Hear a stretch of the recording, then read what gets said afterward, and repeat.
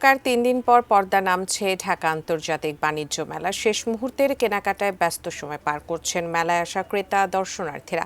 বিস্তারিত জানাতে মেলা প্রাঙ্গণ থেকে সরাসরি যুক্ত হচ্ছে নারায়ণগঞ্জ প্রতিনিধি হাসান মজুমদার বাবলু। বাবলু, শেষ মুহূর্তের কেনাকাটায় বিক্রেতারা কি কি পন্থা অবলম্বন করছেন ক্রেতাদেরকে আকৃষ্ট করার জন্য, একটু জানাবেন?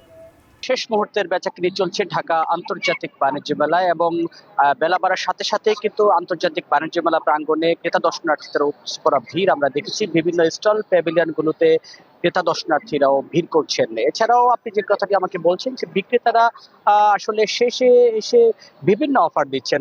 স্পেশাল অফার রয়েছে, রাজকীয় অফার রয়েছে, একটি কিনলে একটি ফ্রি। হ্যাঁ, বিভিন্ন অফার রয়েছে। তারা আসলে ক্রেতাদের আকৃষ্ট করতে নানা ধরনের পন্থা অবলম্বন করছে এবং অনেক ক্ষেত্রে পণ্য বাড়িতে দিয়ে আসার অফার দিচ্ছে, হোম ডেলিভারি দেওয়ার অফার দিচ্ছে।